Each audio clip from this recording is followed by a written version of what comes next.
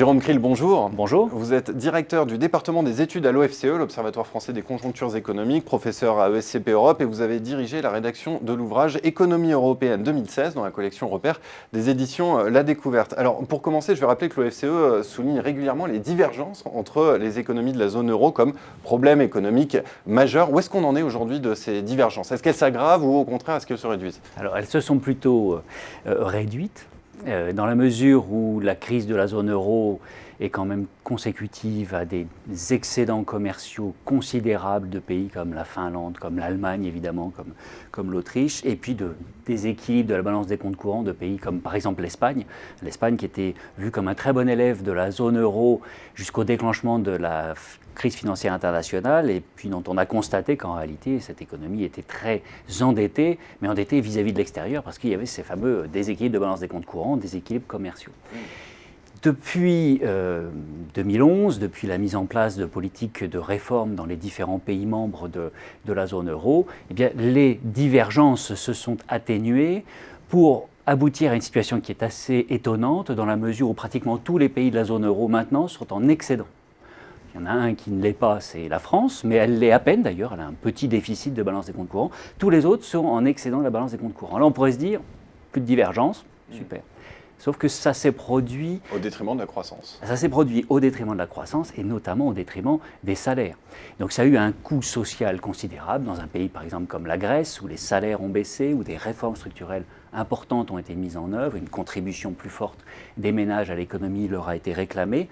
Et du coup, on est dans une phase où il y a reconvergence, mais au détriment des salaires et au détriment de la croissance, effectivement, comme vous le disiez, dans la mesure où on a cassé la croissance pour réduire les importations des Espagnols, les importations des Grecs, ce qui mécaniquement a amélioré leur balance courante.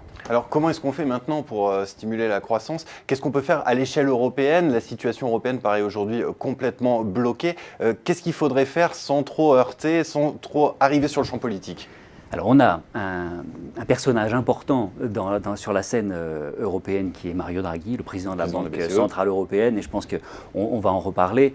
Ce qui est crucial, c'est que je le trouve moi isolé et que dans une zone euro et une Union européenne qui a tant de problèmes à régler, des problèmes financiers, des problèmes monétaires, des problèmes budgétaires, des problèmes migratoires, la liste est longue, et bien il y a un seul homme qui est en charge de tout ça. La seule réponse pour l'instant qui a été apportée par les institutions européennes et par les gouvernements européens, c'est un plan d'investissement public.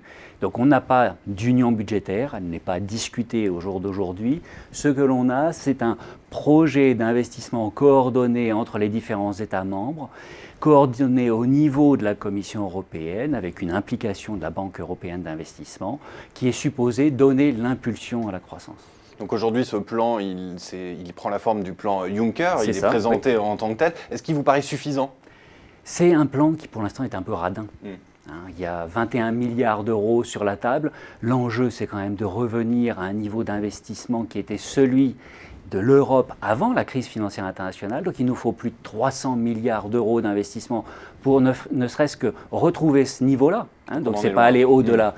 Il faut 300 milliards. Et pour impulser, créer cette dynamique de 300 milliards d'euros d'investissement, public et privé, on met 21 milliards d'euros sur la table qui est de l'argent frais, effectivement, mais qui sont dérisoires par rapport au montant requis. Il faut un effet multiplicateur de 3, voire jusqu'à 5, avec les partenariats publics-privés, pour parvenir aux 315 milliards d'investissement du plan Juncker. Alors, vous parliez du rôle important de Mario Draghi. Ça fait un petit peu plus d'un an que le quantitative easing a été lancé maintenant à l'échelle de la zone euro.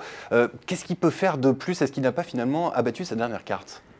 Sans doute pas. Alors, ce qui est important de dire, je crois, aujourd'hui, c'est qu'après ces annonces d'il y a presque 2 semaines, il faut un petit peu attendre. Il faut se laisser le temps de juger de l'efficacité de ces nouvelles mesures, la continuation du processus d'acquisition de titres, des titres qui sont acquis auprès du secteur privé désormais, c'est une nouveauté. Il y a aussi un élément qui me semble important parce qu'il devrait donner lieu à une coordination avec les politiques budgétaires et avec le plan Juncker. Cette coordination, elle doit provenir du fait que désormais, la Banque Centrale Européenne peut acquérir chaque mois jusqu'à 50% du montant qu'elle acquiert chaque mois en bons, en obligations émises par exemple, la Banque Européenne d'Investissement, le mécanisme européen de stabilité. Donc ça signifie que la BEI pourrait être recapitalisée grâce finalement à la Banque Centrale Européenne, ce qui lui permettrait d'être un peu moins radine et d'avoir plus que les 21 milliards dont je parlais il y a un instant pour essayer d'impulser un projet d'investissement public qui soit à la mesure des difficultés que rencontre aujourd'hui l'Europe, qui a besoin d'infrastructures, qui a besoin d'innovation et qui a besoin d'investir dans ses PME. Parce que le plan Juncker sert aussi beaucoup à investir dans les PME. Donc il y a quelque chose à faire, mais il faut une coordination budgétaire et monétaire. On en est loin malheureusement. Merci beaucoup Jérôme Kriel. Et pour ceux qui veulent en savoir plus sur ces grands défis de l'économie européenne, je rappelle la parution de l'économie européenne 2016 aux éditions La Découverte. Merci Jérôme Kriel.